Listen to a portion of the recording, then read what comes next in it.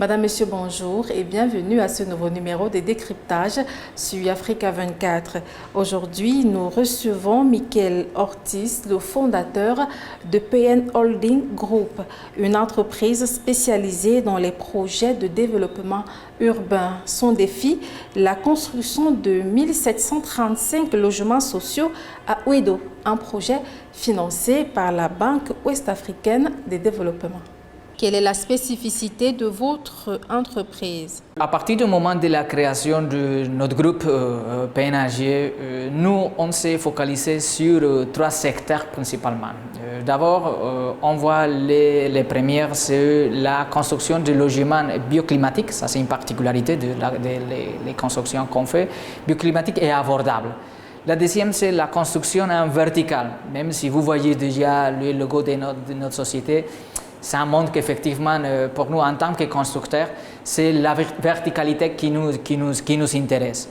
Ça, on parle de l'édification hôtelière, édifices de bureaux, complexes résidentiels. C'est ça la deuxième des choses qui fait partie de notre groupe. Et la troisième, aussi très importante, c'est le développement urbain.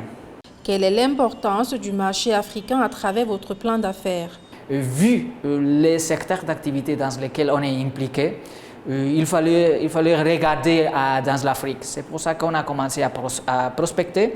Et l'année 2012, on a ouvert la première structure au Burkina Faso, qui s'appelle PMBF. En termes de chiffre d'affaires à l'heure actuelle, si on parle de les prévisions pour l'année 2020, on parle d'un chiffre d'affaires estimatif de 650 millions d'euros. On peut dire qu'entre les 40 et 45%, ça devient des activités en Afrique. Afrique, on est actuellement dans 5 pays. On a commencé, comme je l'ai dit, au Burkina Faso. Après, on a fait la Côte d'Ivoire. On est récemment au Bénin, depuis le lieu où on fait cet entretien, cette interview. On est aussi au Togo et au Sénégal.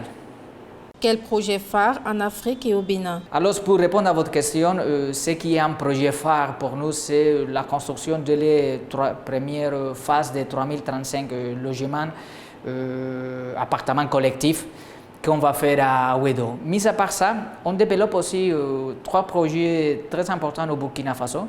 C'est 3 projets de développement urbain dans 3 communes différentes dans la ville de Ouagadougou.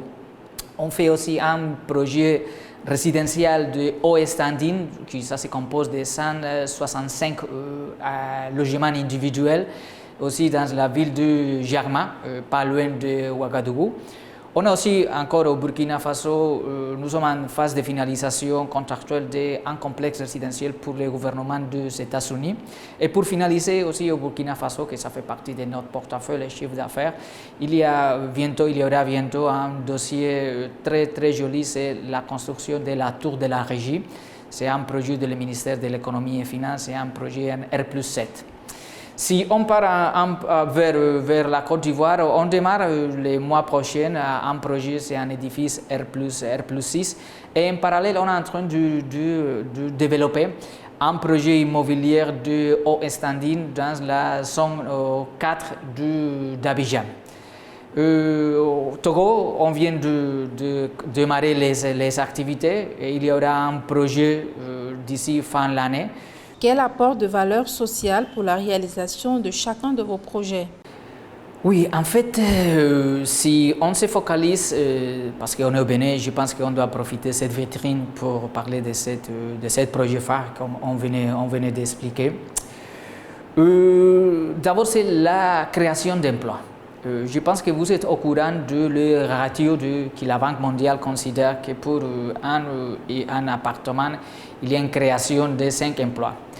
Nous, dans les chiffres et l'analyse qu'on a fait, on prévoit la création de 1300 emplois directs entre ouvriers et encadrement.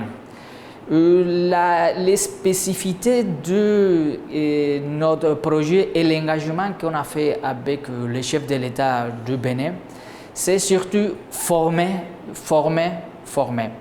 C'est-à-dire la part essentielle une des pierres angulaires de ce projet de Ouedo, c'est pouvoir former les Béninois On parle de former les maçons, celui qui fait la peinture, plomberie, même la logistique, tout ça, ça fait partie d'un programme qui rentre dans la PN Academy.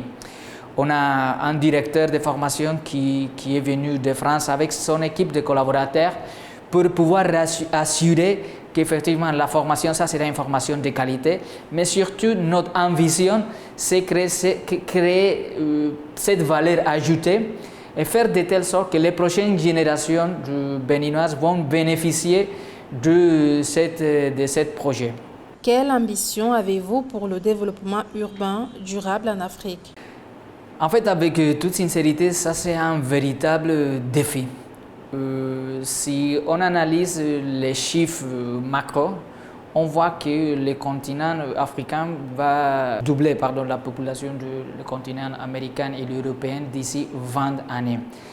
Alors il y a un espace énorme pour prendre, dans le sens qu'il faut bien développer les projets urbains. Il faut faire de telle sorte que les projets soient durables.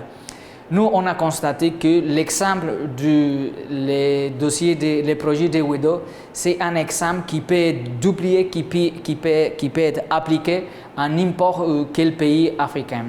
D'abord, comme j'ai dit, il y a l'engagement de l'État pour faire le logement accessible à travers un système de location-vente qui est essentiel parce qu'on sait qu'à l'Afrique, les moyens sont limités. Il n'y a pas toujours une culture d'accès ou une culture bancaire et même l'accès aux prêts bancaires, c'est quelque chose qui n'arrive même pas aux 20% de la population dans l'Afrique.